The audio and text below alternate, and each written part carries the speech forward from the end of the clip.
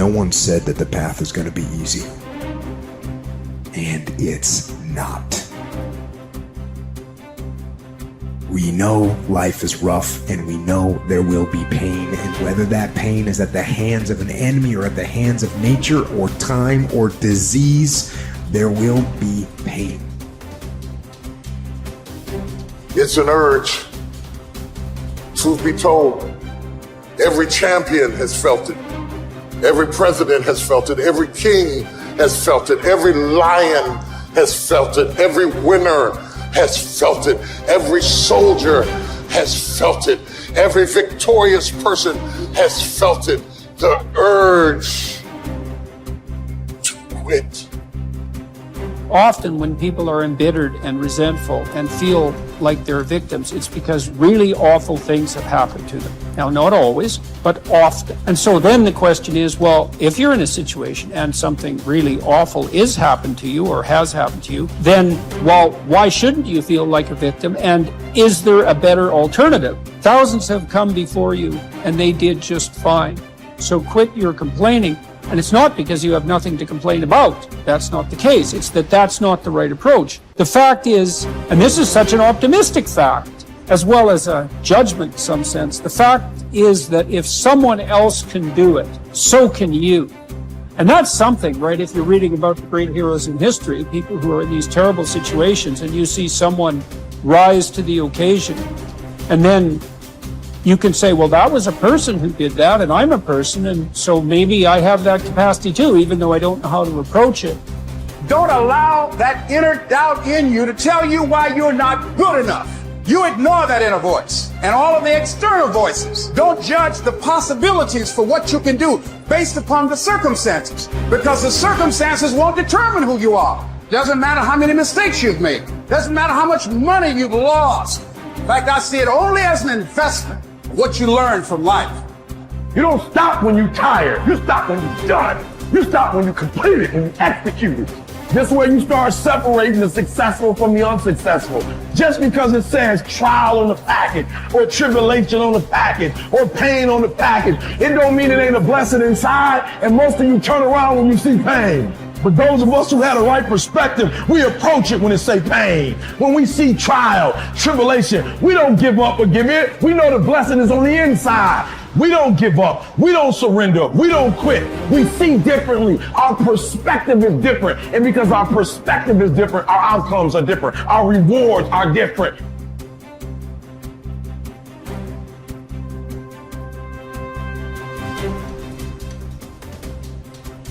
If you haven't learned something from periods of suffering, if you haven't wrung the juices of your own pain and drank them, for your own nourishment, you have wasted your experience and missed the chance to expand the capacity for being stronger the next time. That these seasons arrive at your door. My mental outcomes were a consequence of my habits. And my habits were a consequence of my choices. It is true that character is to some extent innate. Our genetic makeup imbues in us certain proclivities. But it is as true that character is mostly a consequence of choices. We all make them, and we should make them deliberately with the knowledge that these choices are part of our responsibility toward a purpose other than our own selfish aim. That responsibility is to your family, friends, community, and country. You have purpose in this life. God has you here for a reason. You may not know it, but He does. Your job is to find it. No one else can. You need to understand that your purpose may be great in the eyes of the world, or it may be commonplace and seemingly small. Your purpose might be your family, your children. Your purpose might be tutoring a child and changing their life. Your purpose might be the business you started. Your purpose might be cleaning up your block.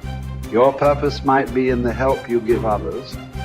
Your purpose might be in the example you set. Only you and God know.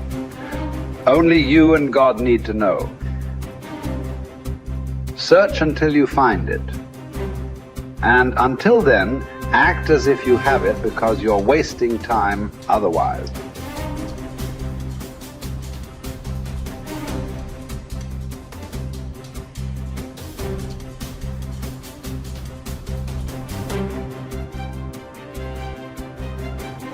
There's something in you that wouldn't allow you to stop.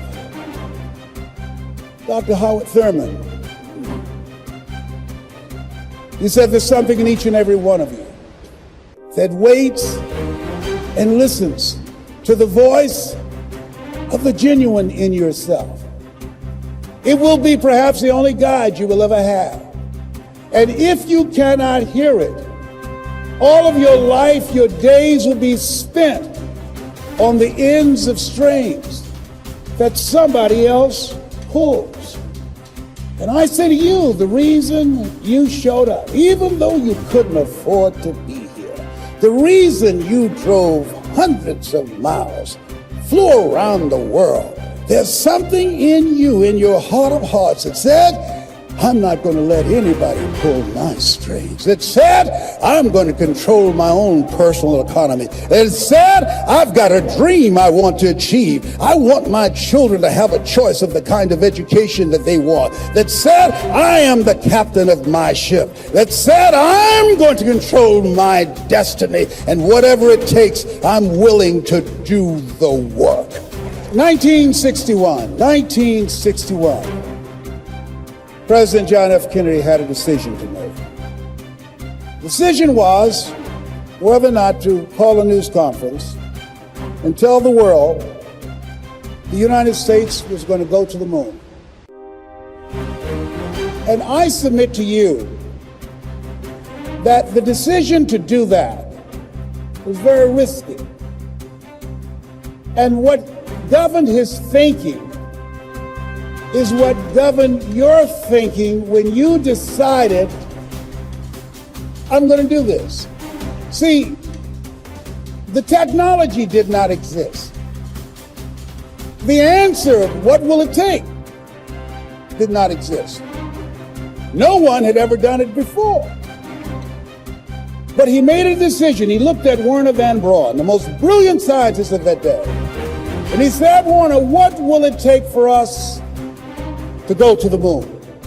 And he spoke 5 words. And those 5 words, I think, is what governs most entrepreneurs. Those 5 words, I think, is what give people like you the courage to pursue their dreams. Those 5 words is what I think people who are pioneers, people who are breaking new ground, make decisions on. He said, what will it take for us to go to the moon? And the response was, the will to do it. As you look at yourself, as you look at your business, what will it take for you to increase your business? The will to do it. What will it take for you to become more powerful in your presentation skills and be able to increase the number of people, to quadruple your business? The will to do it.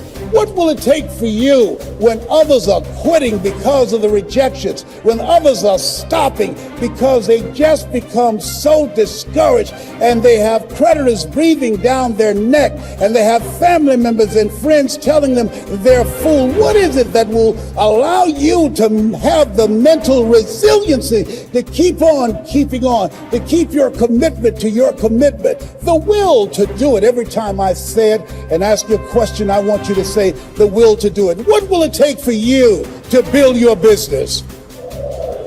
What will it take for you to increase your recruiting? What will it take for you to bring out the greatness in you and to make your mark? What will it take for you to become a high achiever and to bring out the billionaire in you? Shake someone's hand on your right and left and say, I've got the will. I've got the will.